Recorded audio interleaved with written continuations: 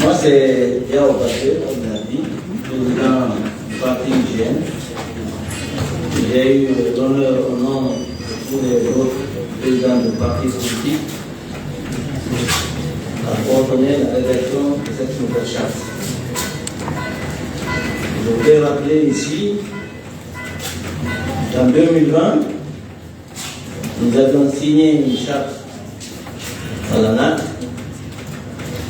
pour non seulement s'opposer au référendum qui était annoncé par le président Alpha Condé, mais également aussi pour son troisième mandat. On a élaboré, on s'est engagé, on a signé une charte électorale. On a trouvé juste, et l'histoire nous donne raison.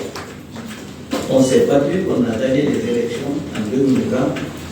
Malheureusement, cette victoire nous a été usurpée par le président de France, M. Alpha Condé. Donc, le 5 septembre, la junte est venue nous libérer. Et nous avons estimé que cette victoire devait être ramenée à la victoire du peuple. Nous avons salué l'arrivée de la junte.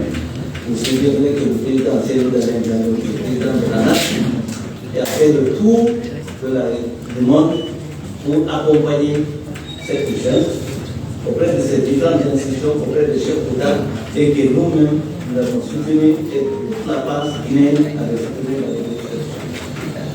Après 6 mois, nous avons constaté une dérive par rapport à l'engagement du 5 septembre. Nous avons jugé nécessaire de faire la révision de notre charte, d'autant plus que l'objectif de base avait déjà changé. Le fait que l'ANAC se battait contre le troisième mandat, contre le pouvoir de M. Alpha Condé, et que c'est une gêne pour le pouvoir, il fallait donc justement changer, réviser la charte pour changer des objectifs et définir une nouvelle stratégie, des orientations qui permettent à l'ANAC de conquérir le pouvoir et de pouvoir gérer de manière transparente, de manière inclusive dans l'intérêt de notre population.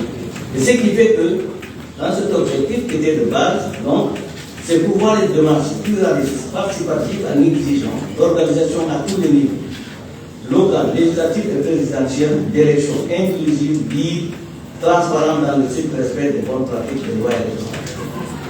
Ça, c'est un des objectifs de la nouvelle charte.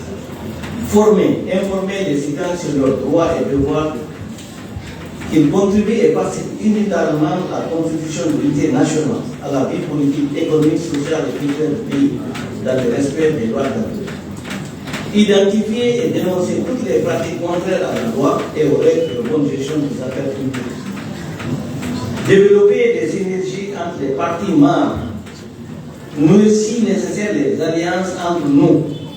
Définir de commun accord des stratégies de campagne susceptibles de garantir la victoire de l'ANAC et de ses composantes.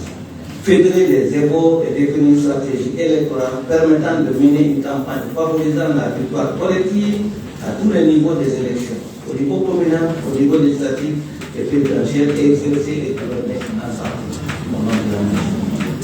L'ANAC est ouverte à tous les partis et mouvements politiques qui acceptent les dispositions de la présente charte et qui puissent y adhérer. Naturellement, il y aura des conditions pour l'adhésion à l'ANAC. Les membres de l'ANAC gardent leur identité propre et leur autonomie en tant que parti politique. Ils se doivent tolérance et respect mutuel. Ils s'engagent à collaborer dans la solidarité, la transparence et le respect culturel de leurs engagements et de leur identité. Le président est désigné par consensus pour être élu par voie électorale à la majorité de 2 tiers du collège de leader. Au niveau du président de l'ANAC, il est assisté par des vice-présidents, par des conseillers, par des présidents de commission, pour la bonne marche du fonctionnement de l'ANAC. Pour ce qui est de l'élection présidentielle, les partis membres de l'ANAC feront l'effort de présenter un seul candidat à l'élection présidentielle. À défaut d'un consensus pour le choix d'un seul candidat, la candidature sera ouverte et chaque parti soutiendra le candidat de l'ANA de son choix. Au pas où il y a un second tour, tous les partis membres de l'ANA s'engagent à trouver le candidat de l'ANA candidat pour les élections législatives et également communales. Les membres de l'Alliance seront invités à nouer des alliances au cas par cas. De toutes les façons, nous essaierons de maximiser la victoire de l'ANAC sur toutes les états du territoire national. Au niveau des organes de gestion, donc, de décision, c'est la plénière. La plénière est l'instance de décision de l'ANAC. Donc, toutes les décisions sont prises au niveau, au sein de la plénière et que la majorité, la décision est prise à la majorité des 2 tiers des membres. Au niveau des commissions, la date s'est dotée aussi des commissions. Il est important de rappeler qu'on a voulu en faire cette charte, une charte qui est un instrument qui permet de conquérir le pouvoir et de pouvoir l'exercer.